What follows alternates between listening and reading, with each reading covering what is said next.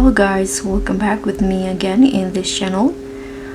So on today's tutorial, I'm going to show you how you can get this vampire squid in Fish It Roblox.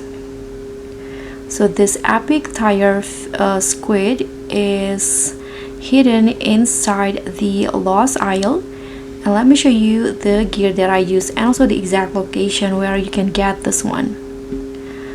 So first you can just travel to the lost isle and then go inside this treasure hole or treasure room, and for the location you can just go inside the treasure room, and this is where I got the squid. You can just go fish in anywhere location that you prefer, but for me I fish right beside this pillar, and I'm using the element rods with singularity bait, this one. So guys, that's how you can catch the epic vampire squid in Fish It Roblox.